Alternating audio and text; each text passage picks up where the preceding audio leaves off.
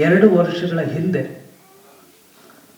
ನನ್ನ ಪರಿಚಿತರಾದ ಸಿನಿಮಾದಲ್ಲಿ ನಿರ್ಮಾಣ ನಿರ್ವಾಹಕರಾಗಿ ಕೆಲಸ ಮಾಡ್ತಾ ಇದ್ದಂಥ ಪ್ರಕಾಶ್ ಅವರು, ನಾನು ಅಣಜಿ ನಾಗರಾಜ್ ಸಾರು ಒಂದು ಚಿತ್ರದ ಚಿತ್ರೀಕರಣದಲ್ಲಿದ್ವಿ ಇದೇ ನಾಗರಬಾವಿನಲ್ಲಿ.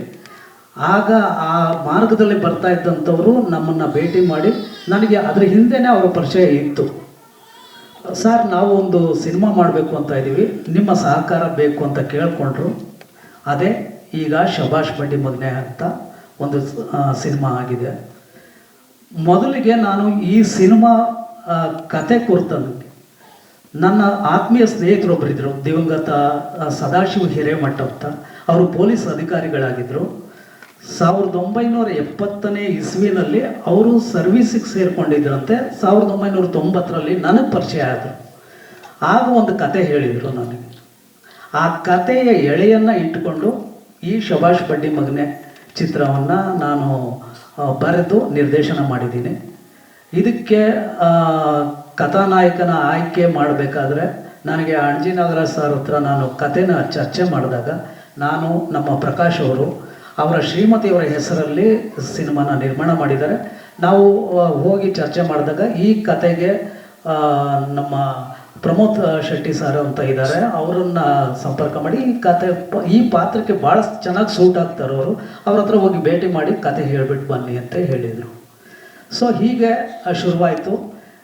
ಇದು ಎಲ್ಲ ಸುಸೂತ್ರವಾಗಿ ಕತೆ ಚಿತ್ರೀಕರಣ ನಡೀತು.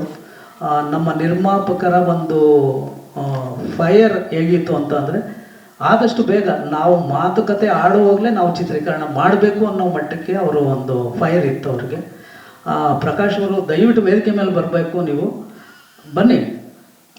ಏಕೆಂದರೆ ಅವರು ತುಂಬ ನಾಚಿಕೆ ಸ್ವಭಾವದವರು. ಅವರು ಸಿನಿಮಾ ಮಾಡಬೇಕು ಅನ್ನೋ ಒಂದು ಆ ಫೈರ್ ಇತ್ತಲ್ಲ, ಅದರಿಂದ ಬೇಗ ಸಿನಿಮಾ ಚಿತ್ರೀಕರಣ ಶುರುವಾಯಿತು. ಬೇಗ ಚಿತ್ರೀಕರಣನೂ ಕೂಡ ಮುಗೀತು. ಭಾಳ ಅಂದವಾಗಿ ಎಲ್ಲರ ಸಹಕಾರ, ನನಗೆ ನಮ್ಮ ಡ್ಯಾನ್ಸ್ ಮಾಸ್ಟರ್ ಇರ್ಬೋದು, ನಮ್ಮ ಅಣಜಿ ನಾಗರಾಜ್ ಸರ್ ಇರ್ಬೋದು, ಕ್ಯಾಮ್ರಾ ನಮ್ಮ ಏಟ್ರು ಇರ್ಬೋದು, ನಮ್ಮ ಮ್ಯೂಸಿಕ್ ಡೈರೆಕ್ಟರ್ ಸಂತೋಷ್ ಜೋಶ್ವಾ ಅಂತ, ಅವ್ರನ್ನ ನಾನು ಪ್ರಥಮ ಬಾರಿಗೆ ನಮ್ಮ ಚಿತ್ರದ ಮೂಲಕ ಅವ್ರನ್ನ ತೆರೆಗೆ ಪರಿಚಯ ಮಾಡಿಕೊಡ್ತಾ ಇದ್ದೀನಿ. ಸಂಗೀತ ನಿರ್ದೇಶಕರು ಉತ್ತಮವಾದ ಹಾಡುಗಳನ್ನು ಕೊಟ್ಟಿದ್ದಾರೆ, ಹಾಗೆ ಹಿನ್ನೆಲೆ ಸಂಗೀತವನ್ನು ಕೂಡ ಕೊಡ್ತಾ ಇದ್ದಾರೆ. ಆಮೇಲೆ ನಮ್ಮ ಡ್ಯಾನ್ಸ್ ಮಾಸ್ಟರ್ ಬಗ್ಗೆ ಮಾತಾಡೋ ಹಾಗಿಲ್ಲ. ನಮ್ಮ ಎಲ್ಲ ನಿರ್ದೇಶನ ವಿಭಾಗದ ಪ್ರತಿಯೊಬ್ಬರು, ಸಂಜಯ್ ಇರ್ಬೋದು, ಸಿದ್ದು ಕಾಳಿಕಾ ಅಂತ ಇರ್ಬೋದು, ಪ್ರಕಾಶ್ ಕೋಟೆ ಅವರು ಇರ್ಬೋದು, ಆಮೇಲೆ ಅವರು ಇಲ್ಲಿ ಬಂದಿಲ್ಲ.